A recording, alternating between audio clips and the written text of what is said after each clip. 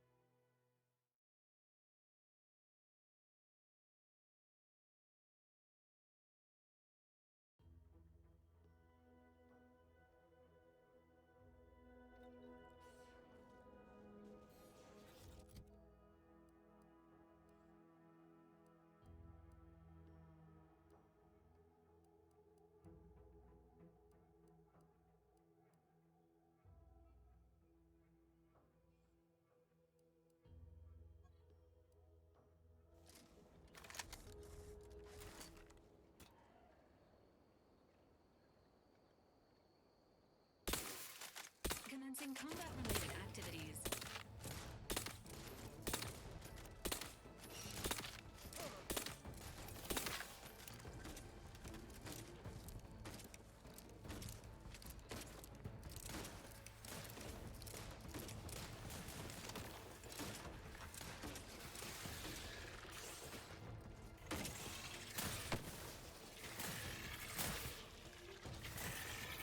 Commander, watch your vitals!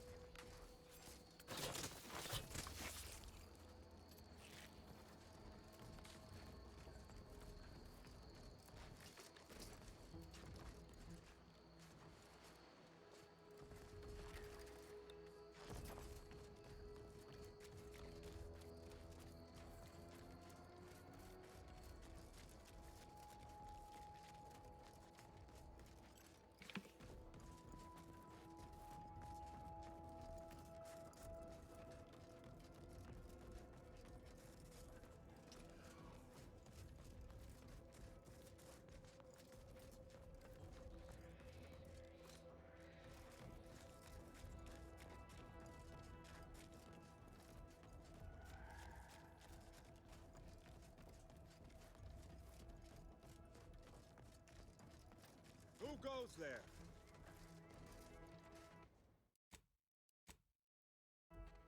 By orders of Marshal Donaldson, no one comes or goes to the Automech Repair Center without approval. What's your business here?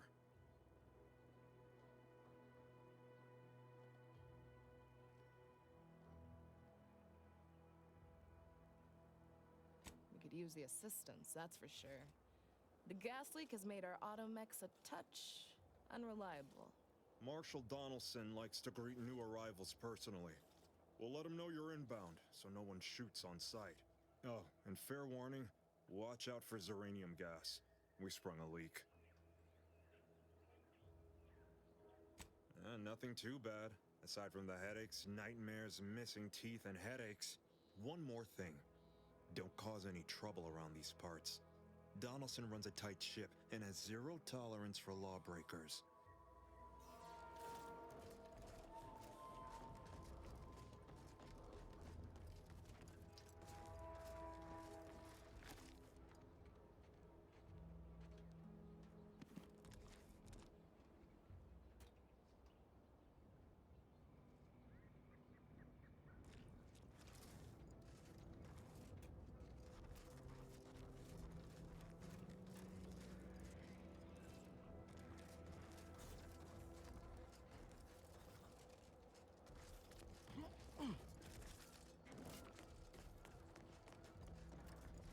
All that matters is getting these automechs to the Vox relay station. But Marshal, we must adhere to decontamination procedures. What in the name of the architect? Oh, right. My guards told me to expect a new arrival, right before our chief mechanist decided to harangue me with the latest in our catastrophe. Marshal, you're acting as though I'm not standing here auguring the impending doom of this facility. Woodrow, normally I would be obliged, nay, happy, to receive your senseless jawing, but not today. Perhaps this outsider can assist where you've failed. I hope you've come to help, because a crisis is bearing down on us, and I've a dearth of reliable hands with which to manage it.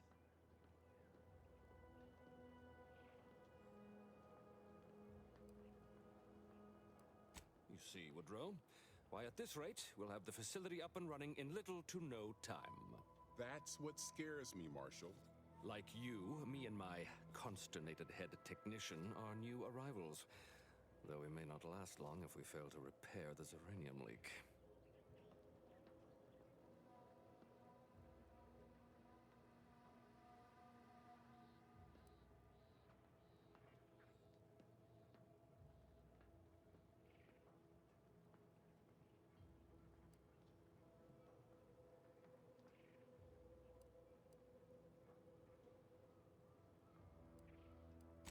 I wouldn't have put it in those terms, but I appreciate someone who speaks their mind.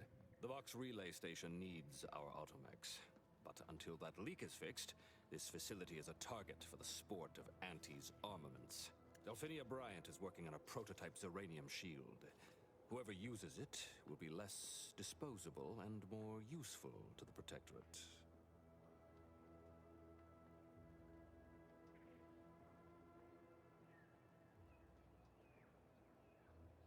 What did I tell you, Woodrow?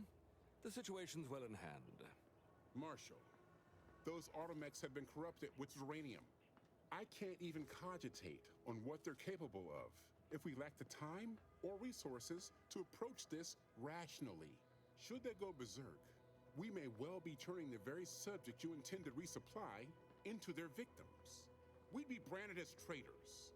Then perhaps you had better explain to Brigadier Montelli why his defenses are grounded.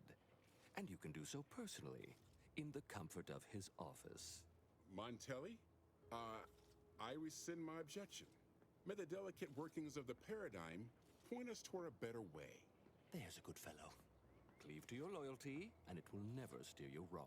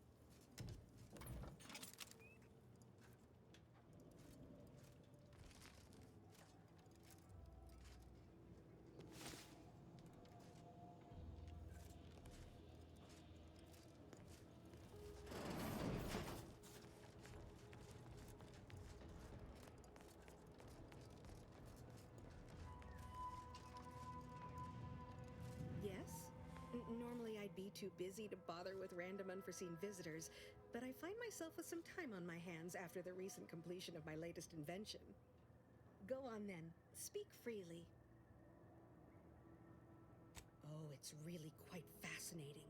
It projects a field that protects the user from all manner of dangers. Kinetic force, electricity, thermal spikes, you name it. The technicians here used it to shield themselves from the uranium gas that was barring entrance to this facility's primary repair structure. A job well done, if I do say so myself.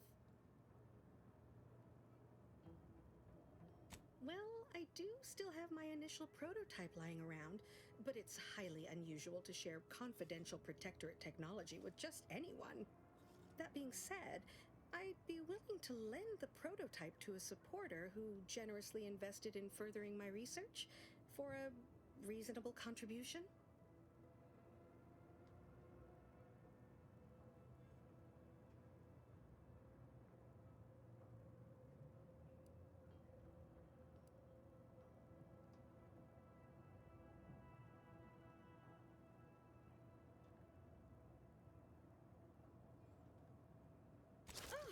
How entirely novel! The exchange of goods or services for currency. Well then, here it is, your prototype. I assure you it will be worth every bit. Did you need anything else? Until a more convenient date and time.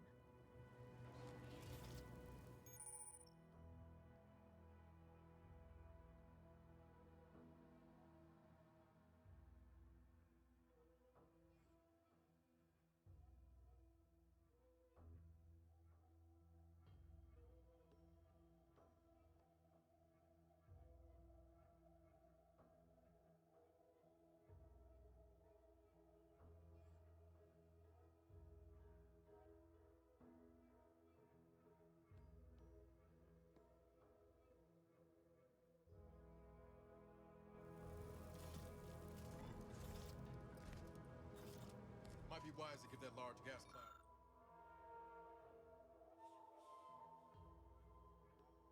Gas cloud a wide berth. Don't think there's anything to gain by getting near it.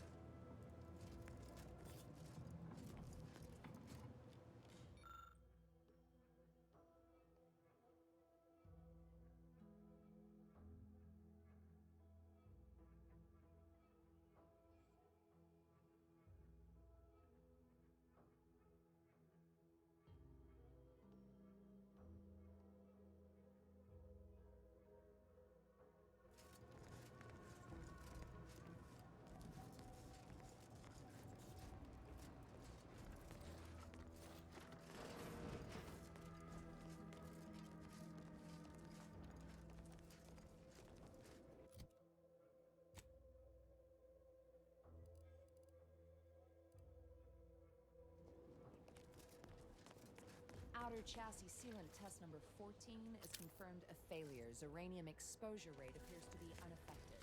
Test model displayed standard overload-induced paralysis, then became atypically aggressive. Forced to terminate test model in self-defense.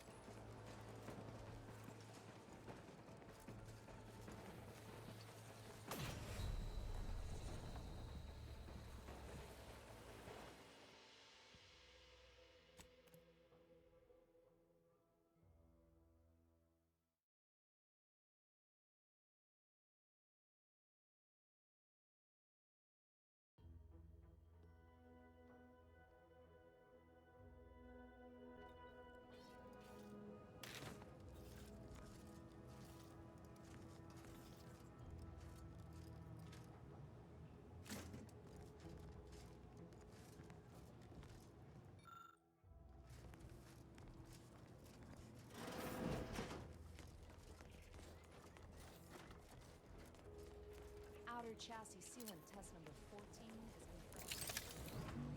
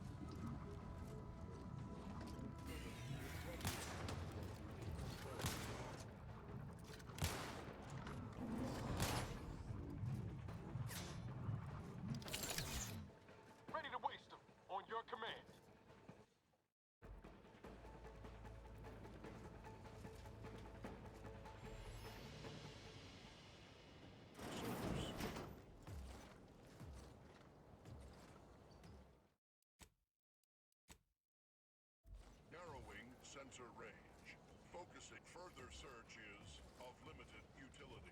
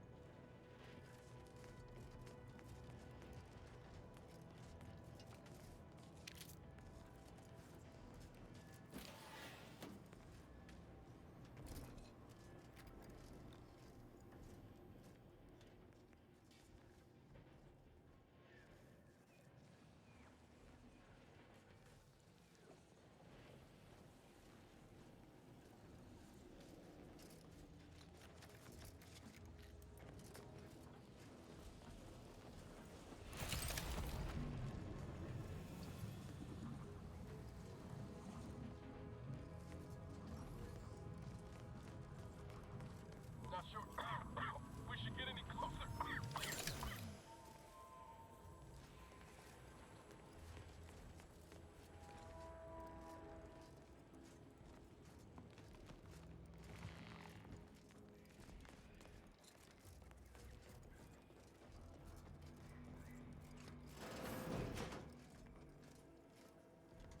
What have you done? The uranium now spews from the hangar more thickly than ever.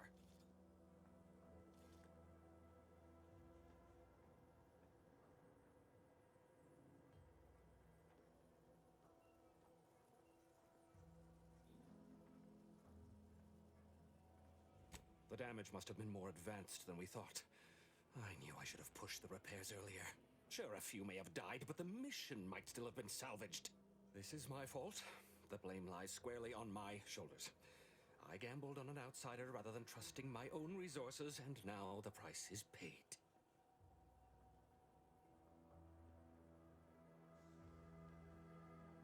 With this failure, I have likely doomed this entire island to the tender mercies of our enemies.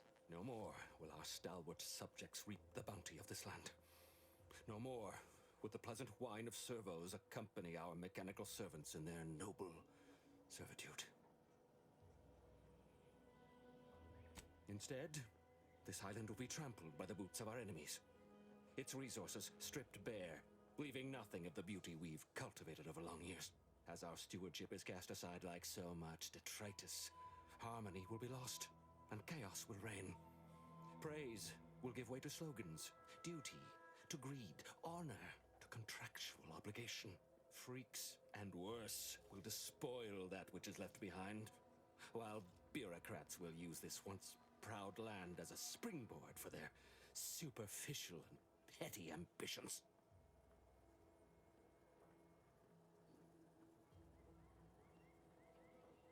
And with the island's fall, I may have dealt a crippling blow to the Protectorate itself. Our foes will use this place as a stepping stone, eating their way deeper into Eden like ravenous maggots. And it will all be my fault. I'll be remembered, if any of us is, as the one who lost it all.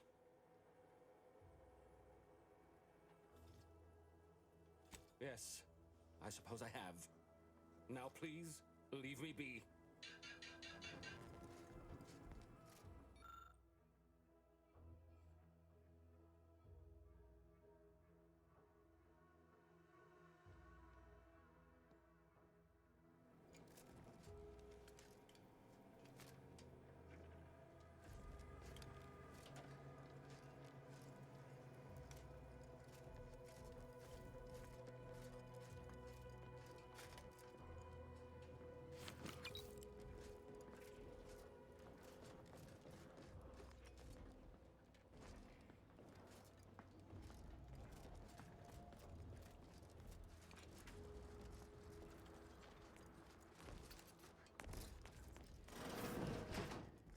What brings you to this fine establishment? Caught a piece of shrapnel during the attack. What about you? Zeranium poisoning.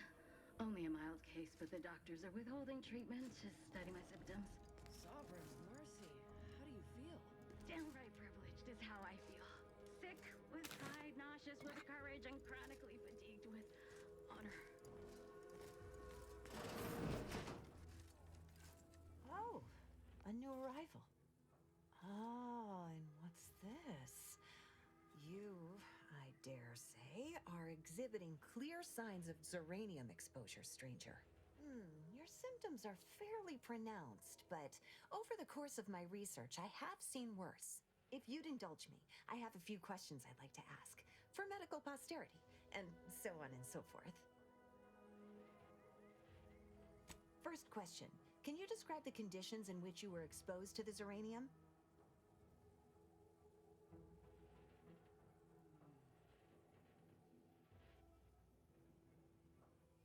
It's a wonder you're still upright. The emanations outside that building are thick enough to be a death sentence. The marshal's at his wit's end about it.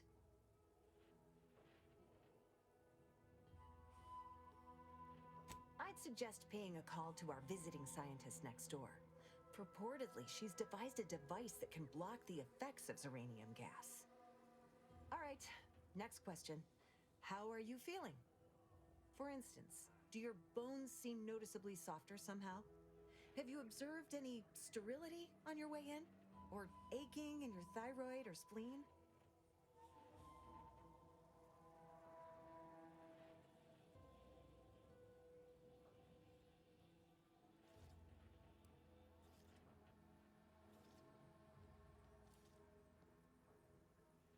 All classic symptoms of zeranium exposure. Not that that's a good sign, but at least everything you're experiencing is within expected parameters. As a token of my appreciation, allow me to provide you advanced Zeranium therapy of the highest possible quality. There, that should do it. Do stop back in if you suffer additional exposure. I would love, be pleased to act as your consulting physician again, should the need arise.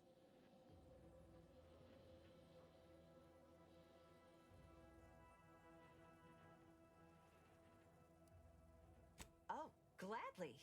I've rather dedicated my life to researching its unique form of matter.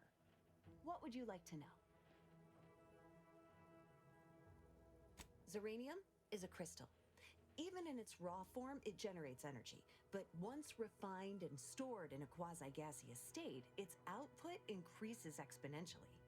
Zeranium is found in a liquid state as well, but it's far too hazardous and inefficient for our needs.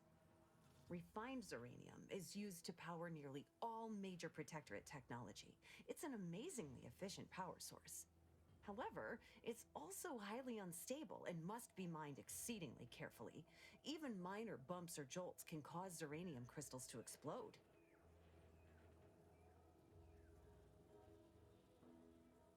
Zeranium in its default crystalline state poses two risks. First, it's extremely volatile, exploding with an immense burst of energy if upset in any way. Second, zeranium crystals produce a small amount of gas, which we think helps stabilize its crystalline lattice, but that's just a theory. In this gaseous state, zeranium is quite hazardous, breaking down organic matter through a mechanism we still don't quite understand. The concentration of the gas is a critical factor. A person could remain in a light haze for several minutes, whereas a dense cloud can kill near instantly.